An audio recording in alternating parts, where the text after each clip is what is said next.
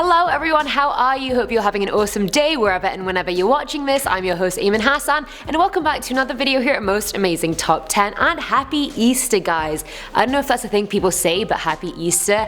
As we're in the midst of Easter right now, everyone is slowly but surely gaining many pounds because of chocolate eggs, let's be real.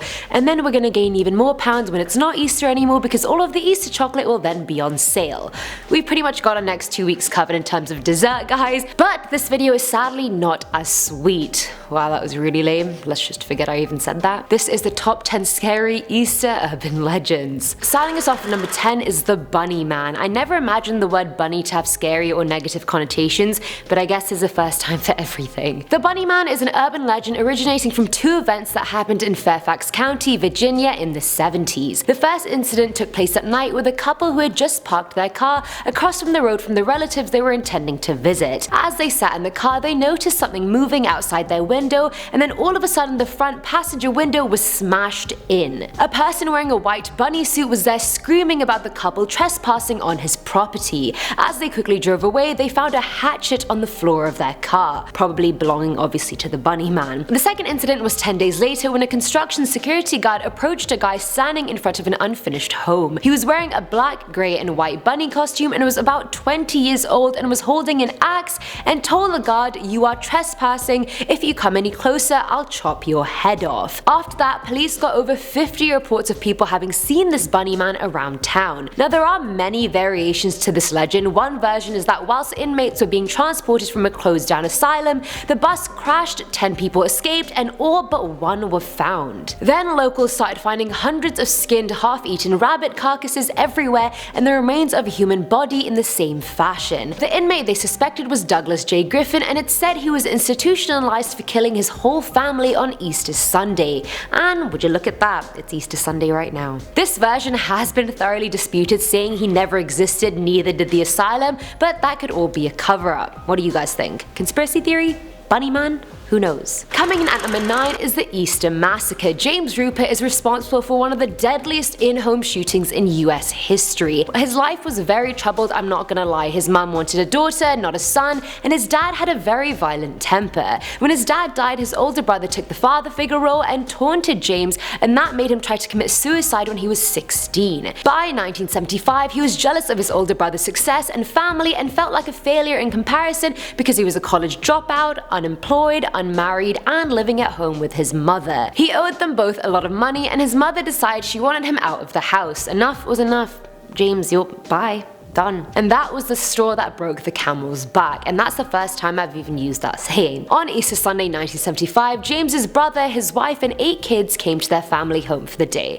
At 4 p.m. he woke up and went downstairs with 2 handguns and a rifle and first killed his brother in the kitchen, then his sister-in-law and then his mother. Then he killed his nephew and 2 nieces, so at this point he has killed 6 people in the kitchen alone. He then went to the living room and killed his last niece and 4 other nephews. All had been shot multiple times to ensure they died, but one was only shot once. And all this bloodshed took 5 minutes to accomplish. Just how fleeting is human life, it's crazy. James stayed in the house for 3 more hours before calling the police and waiting for authorities. He received 2 life sentences, and honestly he probably should have received more. At number 8 we have the Bronx shooting. So on Easter Sunday back in 2006, a woman called Joanne and her family were driving near a Bronx intersection when they started hearing gunshots everywhere. Before even realizing what was going on, a bullet came through the rear driver's side door and killed Joanne's 2-year-old son David. Nicholas Morris was then wrongfully charged for the crime a few days later, but the case was dropped because of lack of evidence. What happened was that 2 groups of people had gotten into a fight near the intersection, hence the guns came out, because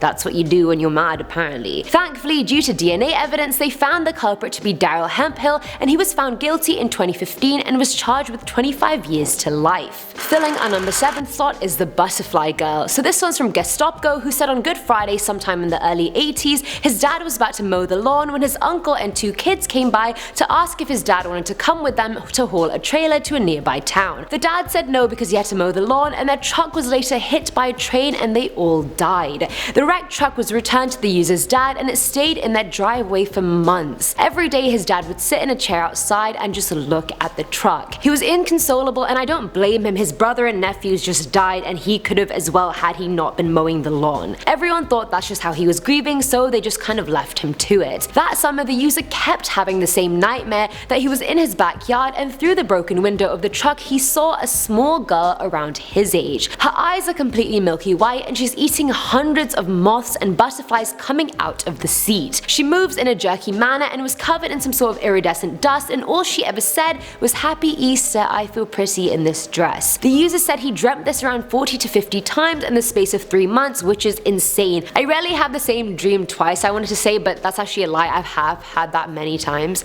Not 50 or 40, no, that's too much. When the truck finally got towed away, his dad asked the user, "Did you see her too?" Meaning the dad saw her this whole time while he was awake in real life, not just in dreams.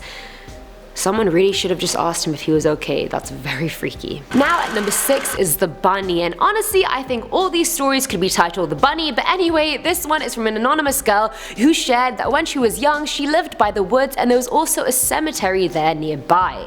What a great place for kids to grow up, I love it. Either way, one night she woke up and saw an Easter bunny or someone in an Easter bunny costume in her room and the smell of wet hay. She thought she was just dreaming, so when she woke up she didn't tell anyone about it, but she did find an extra Easter egg in her house. But her parents weren't the ones that hid it. When the girl started going to high school years later, she asked her parents if any of them dressed up as a bunny during Easter when she was young, and they said no, we just didn't have the time.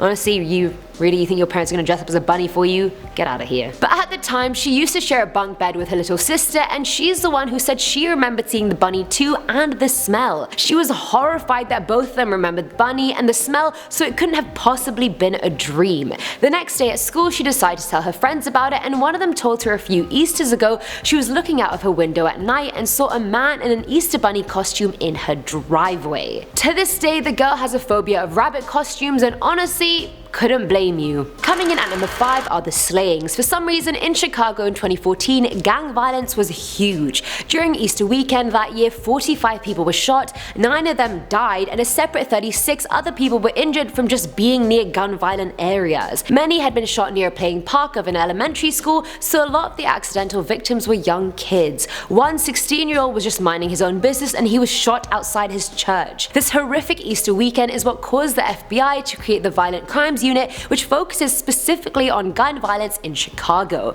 So every Easter after 2014 has been simultaneously happy and sad for residents in the area. Is anyone from Chicago? Do you remember this? Did this happen when you were there?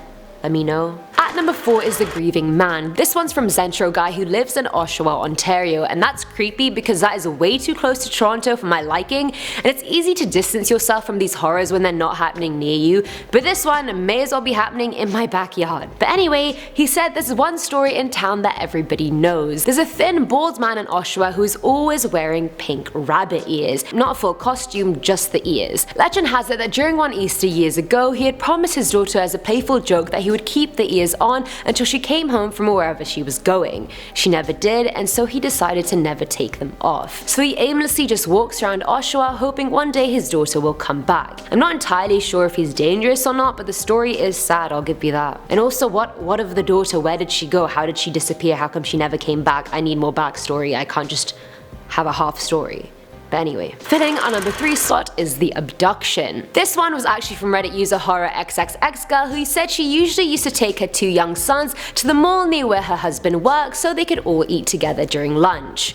What a nice family outing. One day she decided to hang back and let her sons take a picture with the Easter bunny in the mall because she wanted to frame it and gift it to her husband, and plus the youngest had really been wanting to meet the Easter bunny for ages and was crying amok. As they got the picture taken, the youngest son screamed and the older one started screaming, "Let him go." When the mum turned around, she realized the man in the costume had quite a firm, scary grip on him and wasn't letting go. The older son finally managed to separate them and the mother was just hysterically crying. I love how the older oldest son was probably like 8 or 9 years old at best, and he was the hero, not the grown-ass woman. That night, they went out for dinner, and as they were driving home, the older son said he saw the Easter bunny, which of course made the youngest son start crying. The parents didn't believe him and thought he was just trying to scare the younger one and told him to knock it off. That night, the older son woke up his parents in the middle of the night crying hysterically. All they could make out was that the Easter bunny was outside his window. The dad took him back to his room and screamed for his wife. She ran to the room to find the window open and the youngest son gone. No blood, no nothing, he was just gone. They ran outside to find any clues or anything, but all they found were big footprints next to a nearby hill. Large footprints. So either it was Bigfoot or Chewbacca who took him, or it was this bunny man. Now at number 2 is the money plot, and this is the most stereotypical rich kid gone crazy for money story you can think of. Back in 1992, 21-year-old Dana Ewell found out he wouldn't get his $7.9 million inheritance until he was 35 years old. That sounds pretty good to me, but to Dana, waiting 14 years for that was just too much to handle. He came up with a plan to kill his parents and sister for the money. So on the Easter Sunday of 1992, the bodies of his family were found filled with gunshot wounds in their ranch home. He shot his dad from the back as soon as he entered the house, so he died not even knowing his wife and daughter were already dead. Initially, investigators thought someone else had been hired to kill them, like, you know, in those movies where mafia bosses just want to get rid of powerful rich people, but then they looked at Dana. Dana said he'd been away with his girlfriend and her parents during the murders, but the story just can't end well for him. There's no comic justice in that. He was caught because his classmate Ernest Jack Ponce testified against him, saying him and another peer were offered a share of Dana's inheritance if they committed the crime for him. Dana and his 2 partners were sentenced to life without parole. Like, say he had succeeded, what's the point of being rich and having to live with the fact you killed your family? Should have just waited 14 years and still had a family. Isn't that not a no-brainer? Is that just me? And finally, at number 1 is the mad sculptor. Back in New York 1937, a man called Robert Irwin was going through a rough time, and he was also mentally unstable. He had been institutionalized before this for trying to cut off his own genitalia with a razor. So I hope that set the scene for what's to come. And despite all that, he was also an artist, and we all know how passionate and deep they are. He was obsessed with a woman called Ethel Gideon, who was living in the same rooming house as him. He figured if he couldn't have Ethel, no one could, and he planned to murder her, because that's the first thing you do when somebody rejects you. And it's not even like Ethel rejected him or something and provoked him into this frenzy. She was already married. It was never gonna happen. She didn't even do anything wrong. But anyway, he went around the house and found her mother Mary and sister Veronica, who he claimed he murdered by accident. Who? How? How do you accidentally stab, strangle, and then discard 2 people's naked bodies? How can any of that be done unintentionally? But of course, it just didn't end there. Living in the house was Frank Berners, a deaf waiter who he found and murdered as well with an ice pick, because hey, already killed 2 people, what's a third? The murders were publicized everywhere, not just because of the nature of them, but because Veronica was a very popular nude model for magazines. He confessed to the murders during his trial and was sentenced to life, and am I the only one who's realizing now that where the hell is Ethel? What happened to Ethel? What came of Ethel? Nobody knows. And that's it for today's video, guys. I really hope this video didn't put a damper on your Easter Sunday, even though it probably did, but hey, don't worry, because none of this is gonna happen to you. And I'm sure everyone on this list thought that as well. No, I'm kidding, don't worry. Not really. From everyone here at Top 10, I hope you guys have an awesome Easter. I'm your host, Eamon Hassan, and I'll see you next time. Bye!